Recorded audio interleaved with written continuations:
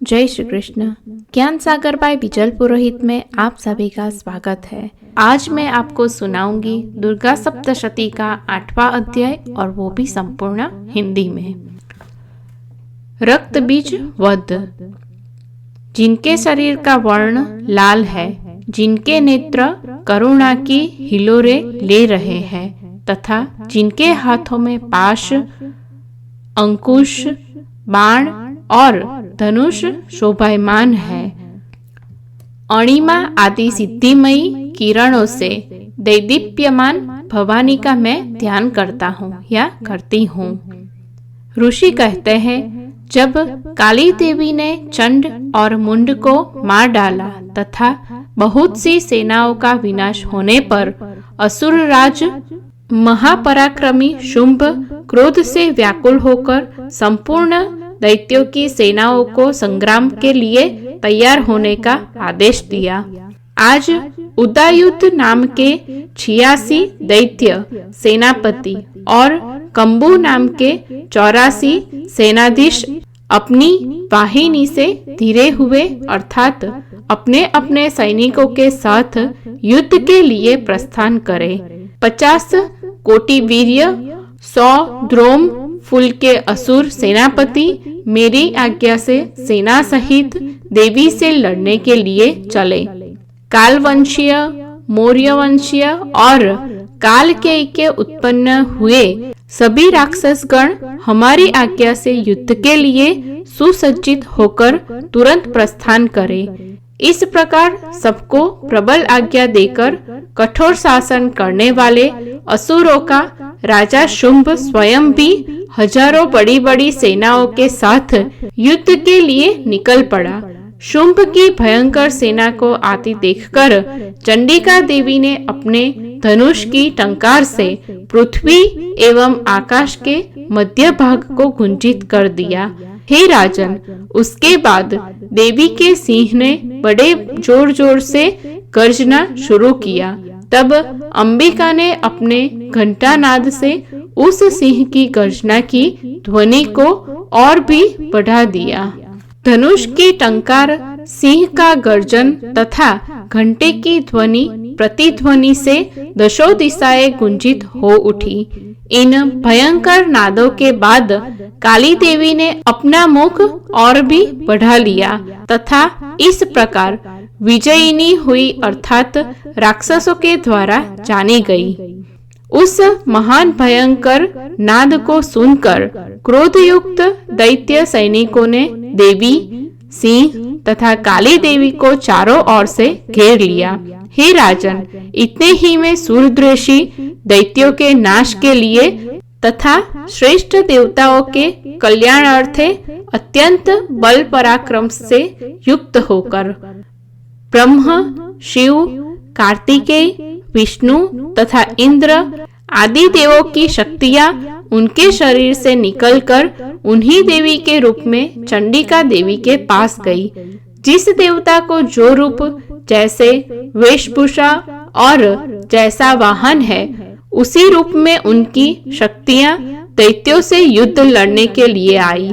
सबने पहले हंस युक्त विमान पर चढ़ी हुई अक्षसूत्र तथा कमंडलू से सुशोभित ब्रह्मा जी की शक्ति आई और वह ब्रह्माणी के नाम से पुकारी गई। और महादेव जी की शक्ति बैल पर चढ़ी हुई श्रेष्ठ त्रिशूल हाथ में लिए महानाग के कंकड़ पहने सिर में चंद्र रेखा से सुशोभित हो वहां आ पहुंची। और कार्तिकेय जी की शक्ति अंबिका उन्हीं का रूप धारण कर श्रेष्ठ मोर पर आरूढ़ हो हाथ में शक्ति नामक अस्त्र लिए दैत्यों से युद्ध करने के लिए आई। उसी प्रकार श्री विष्णु भगवान की शक्ति गरुड़ पर बैठी हुई शंख, चक्र, गदा, धनुष और खड्ग हाथ में लिए वहां आई और अति सुंदर यज्ञमय वाराह रूप धारण करने वाली श्री विष्णु जी की जो शक्ति है वह भी वाराही रूप धारण करके वहां आई। और नृसिंह जी की शक्ति नारसिंह का रूप बनाकर वहां आई। जिनकी गर्दन के बालों के झटके से आकाश में नक्षत्र बिखर पड़ते हैं। इसी प्रकार इंद्र की शक्ति गजराज ऐरावत हाथी पर बैठकर हाथ में वज्र लिए सहस्त्र लोचना थी। उनके भी 1000 आंखें थी, अर्थात जैसा इंद्र का रूप है वैसा ही उनका भी था। युद्ध क्षेत्र में पहुंची।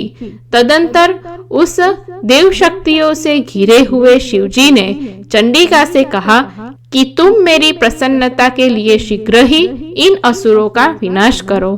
तब देवी चंडिका के शरीर से बहुत ही भयानक अत्यंत उग्र चंडिका शक्ति प्रकट हुई, जो सैकड़ों सियानियों की तरह आवाज करने वाली थी। तब किसी से पराजित नहीं होने वाली देवी ने धूम्रवर्ण जटाओं से सुशोभित महादेव जी से कहा, भगवान आप दूत रूप से शुंभ निशुंभ के पास जाइए। उन अत्यंत घमंडी शुंभ निशुंभ दोनों से कहिए, साथ ही अन्य दानवों को जो युद्ध के लिए वहां उपस्थित हैं, उन सब से कहिए, अब इंद्र को त्रिलोकी का राज मिल जाए और देवता लोग अपने अपने यज्ञ भाग का उपभोग करें। इसी में तुम लोगों की भलाई है, और जीवन चाहते हो तो पाताल में चले जाओ। यदि बल के घमंड में आकर तुम युद्ध करना चाहते हो तो आओ, हमारी योगिनियां तुम्हारे कच्चे मांस से तृप्त हो। इस देवी ने शिवजी को दूत कार्य में नियुक्त किया तथा इसलिए वह संसार में शिवदूती के नाम से प्रसिद्ध हुई। भगवान शिव के मुंह से देवी ने वचन सुनकर वे महासुरगण क्रोध में भर गए और जहां कात्यायनी देवी स्थित थी उस ओर आ गए। तब वे असुरगण अमर्ष में भरकर पहले ही देवी पर बाण, शक्ति और रुष्टि आदि शस्त्रों से वर्षा करने लगे। तब देवी ने भी खेल ही खेल में धनुष की टंकार से तथा धनुष से छोड़े हुए बड़े बड़े बाणों द्वारा उन असुरों के चलाए हुए बाण, त्रिशूल, शक्ति और फरसों को काट डाला। तब काली उनके सामने त्रिशूलों की चीरती फाड़ती तथा खटवांग से मार मार कचुम्बर निकालकर युद्ध भूमि में विचरण करने लगी। दैत्यों के बीच घूमने लगी। ब्रह्माणी भी जिस और दौड़ती थी उसी और अपनी कमंडलू का जल छिड़क कर उन शत्रु राक्षसों को निस्तेज, बलहीन, पराक्रमहीन करती जाती थी। श्री शिव जी की शक्ति माहेश्वरी ने त्रिशूल से, श्री विष्णु की शक्ति वैष्णवी ने चक्र से तथा क्रोध से भरी हुई कुमारी कार्तिकेय की शक्ति कौमारी ने शक्ति से दैत्यों का संहार करना प्रारंभ कर दिया।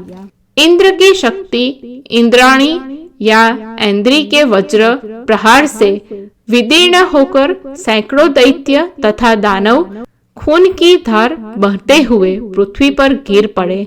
वाराही शक्ति ने कितनों को अपने तुंड अर्थात थुथुन की मार से नष्ट किया, कितने वक्षस्थलों को अपने दांतों के अग्रभाग से फाड़ दिया तथा कितने ही दैत्य उसके चक्र की मार से टुकड़े टुकड़े होकर सैकड़ों दैत्य दानव खून की धार बहाते हुए पृथ्वी पर गिर पड़े।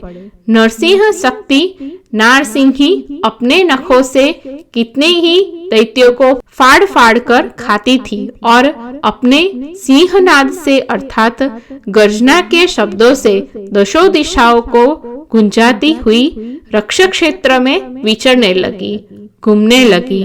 शिवदूती के भयंकर अट्टहास से बहुत से असुर भयभीत एवं व्याकुल हो पृथ्वी पर गिरने लगे और देवी उन्हें खाने लगी। इस प्रकार मातृगण ब्रह्माणी, वैष्णवी, माहेश्वरी, कौमारी, ऐन्द्री, वाराही, नारसिंही क्रुद्ध हो नाना प्रकार के उपायों द्वारा बड़े बड़े असुरों का विनाश करने लगी, जिसे देख दैत्यगण भागने लगे। उन मातृगणों से पीड़ित होकर दैत्यों की सेना रण क्षेत्र से भागते देखकर रक्तबीज नामक महासुर भयंकर क्रोध में भरकर संग्राम में लड़ने के लिए आया और जब उस रक्तबीज के शरीर से खून की बूंद पृथ्वी पर गिरती थी तब उसी के समान शक्तिशाली एक दूसरा महादैत्य पृथ्वी पर उत्पन्न हो जाता था। वह महासुर रक्तबीज हाथ में गदा लेकर इंद्र की शक्ति के साथ युद्ध करने लगा। तब इंद्र ने अपने वज्र से रक्तबीज पर प्रहार किया। वज्र के लगते ही रक्तबीज के शरीर से जैसे ही बहुत सा खून पृथ्वी पर गिरा, वैसे ही अनेक असुर रक्तबीज के समान योद्धा और उसी के समान रूप वाले उत्पन्न होने लगे। उस रक्तबीज के शरीर से जितने ही रक्त की बूंदें निकलती थी उतने ही पुरुष पैदा होते थे। वे सब पुरुष रक्तबीज के समान ही बलवान, वीर्यवान तथा पराक्रमशाली थे। रक्त से पैदा हुए उन दैत्य पुरुषों ने भी अत्यंत भयंकर अस्त्र शस्त्रों का प्रहार करते हुए मातृगणों के साथ वहां भयंकर युद्ध करने लगे। पुनः वज्र के प्रहार से जब उसका सिर फटा और रक्त बहने लगा तब उससे हजारों दैत्य पुरुष पैदा हो गए।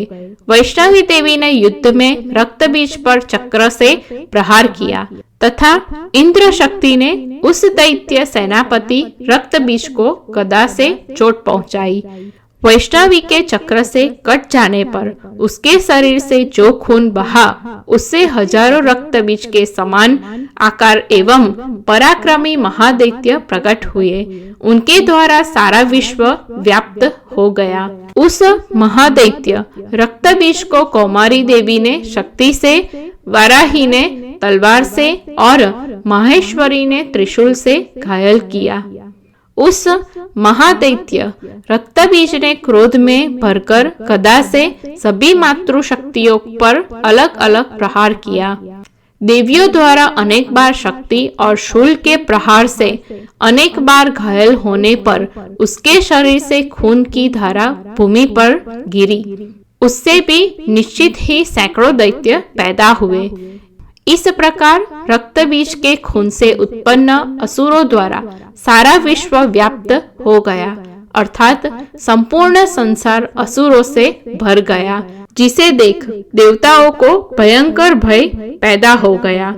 देवताओं को उदास देख चंडिका ने शीघ्र ही काली से कहा, चामुंडे, तुम अपना मुख और अधिक फैलाओ और मेरे शस्त्र प्रहार से उसके शरीर से जो रक्त बिंदु गिरे तथा रक्त बिंदुओं से उत्पन्न होने वाले महादैत्य को शीघ्रातिशीघ्र अपने इस उतावले मुख से पीती जाओ, खाती जाओ।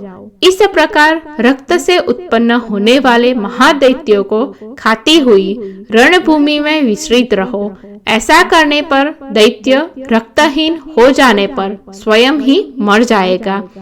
तुम्हारे द्वारा रक्त भक्षण करने पर, अर्थात जब तुम उन भयावह दैत्यों का भक्षण कर जाओगी तो फिर दूसरे नए दैत्य उत्पन्न नहीं हो सकेंगे।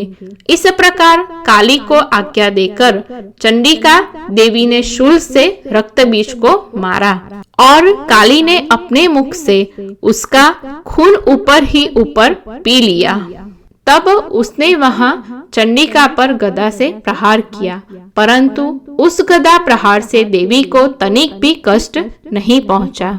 रक्तबीज के घायल शरीर से अत्यधिक मात्रा में रक्त बहा। जो ही रक्त बहता था चामुंडा उसे पी जाती थी और चामुंडा के मुख में रक्तपात से जो दैत्य उत्पन्न हुए उन्हें चामुंडा चट कर गई तथा रक्तबीज का रक्त भी पी लिया। उसके बाद देवी ने अपने बाण, शूल, वज्र, तलवार और रुष्टि नामक शस्त्र से मार डाला। जिसका खून चामुंडा पी गई थी उस रक्तबीज को देवी ने मारा। वह अनेक शस्त्र समूहों से घायल हो भूमि पर गिर पड़ा।